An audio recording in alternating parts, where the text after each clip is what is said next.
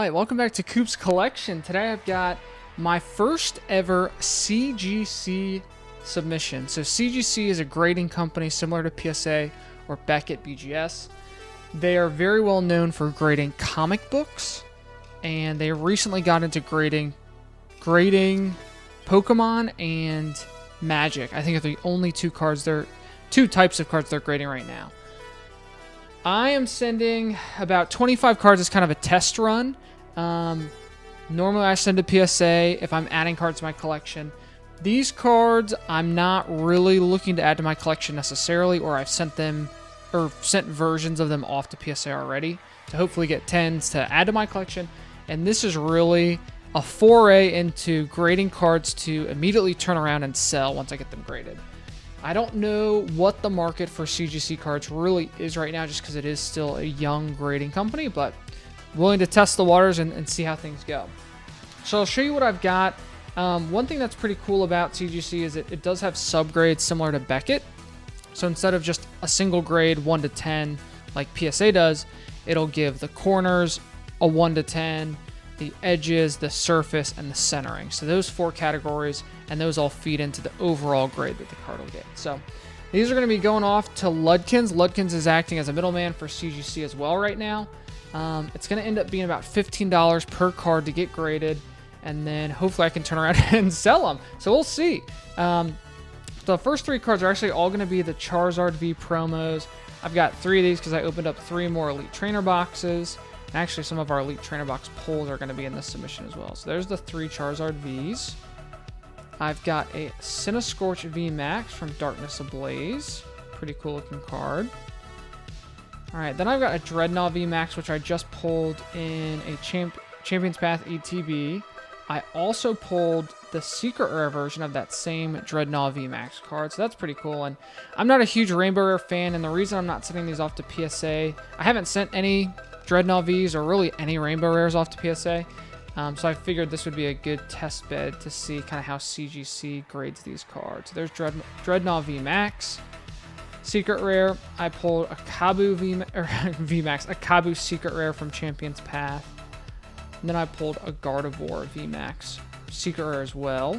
This was the only one where I was kind of thinking, do I want a Gardevoir Secret Rare in my PSA collection? I figured, nah. Actually, I sent off the regular VMAX, which I think is a cooler artwork because, sound like a broken record, don't really like the Rainbow Rares. I think it takes away from the card itself. So, sending off the Secret Rare Gardevoir VMAX off to CGC to see what we can get. Then I've got the Gardevoir Full Art. I actually already sent one of these off to PSA. So, figured I'd send this extra one off to CGC. Then I've got a ton of Japanese cards. So the first one's going to be Nidoqueen from Jungle Set. I've had this sitting in my binder for a while, and the reason I didn't send it off to PSA is because in the very bottom left, you can kind of see right here how it's raised a little bit. I don't know if that is considered like a micro crease, which means it would only get a 6 at PSA. But I'm hoping, because CGC grades the corners and edges separately, that's potentially just a single grade out of the 4 different grades that may knock it down a little bit, but hopefully not too much. So there is a Nidoqueen Japanese Jungle. Then I bought this card actually to send to PSA, but when I got it, I decided not to. I got this off Macari. Really cool card, Aerodactyl from Neo. This card in English is not holographic, so this is the only holographic version, which is the Japanese one. The front is really nice. There's no scratching at all. The centering looks pretty good, but when I looked at the back, it's kind of scratched up.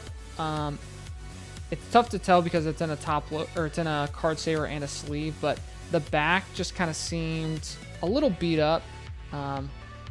Kind of some scuffing maybe. So I decided not to send it to PSA. Who knows? It might have gotten like an 8 at PSA, 8 or 9, depending on how bad the scratching really is. But I figured I'd send it to CGC and hopefully turn around and sell it. So we'll see. And then I opened up 2 booster boxes, you could call them, of the Tag Team All-Stars. So all the rest are actually going to be from Tag Team All-Stars. We've got a Secret Rare Fire Energy and a Secret Rare Darkness Energy. I'm not sending these to PSA because I pulled these exact 2 Secret Rare Energies when I opened up the previous 2 boxes that I got. So you're guaranteed a Secret Rare Energy card in a box. I opened 2 boxes a couple months ago, maybe a year ago. Pulled these exact same 2. So I already have these as PSA 10s, so I'm going to send both of these off to CGC. Then I pulled the Secret Rare Full Art Jirachi GX. This is actually about to come out in English soonish in one of the GX promo boxes. A Full Art Trainer that I can't remember the name of. I think it's like Bryson Man and someone else. Not sure if this will be coming out in English or not. All the Full Art Trainers from Tag Team All-Stars have yet to make their way to English, which is kind of sad because there's some really awesome cards. But pulled this one and sent it off to CGC. Got some tag team cards, Zorak and Grey Ninja, Garchomp and Giratina, Zorarua or something like that, GX. Then I think some popular ones. We've got Mewtwo and Mew, which is just a cool tag team card. I've got Moltres, Zapdos, and Articuno, another really cool tag team. This was in Hidden Fates in English. I actually have 2 of those, but I must not have lined them up. The Pikachu and Zekrom GX. The Cleffa, Igglybuff, and Togepi baby tag team. The other Moltres, Zapdos, Articuno GX. And then I have a couple just regular holos of popular Pokemon because I think they'll potentially sell pretty easily. So we've got Blastoise Holo Japanese. Then we've got Mewtwo, Mew, and then the same 2 again. Another Mewtwo, and another Mew. So all of them I've looked over. I mean, if I were to guess, 90% of these, maybe more, would get PSA 10s. I think if I sent them off to PSA. From what I've seen watching CGC return videos, they seem to be a little more harsh and are much more apt to give out 9s and 9.5s. So the way it works, from my understanding, is that if you get a 1 9.5 of the 4 grades, you can still get a 10. If you get 2 9.5s and the rest 10s, it's a 9.5. You can't get higher than your lowest grade by half a point. So pretend I got all 10s in 3 categories, except for 1 category I got a 7.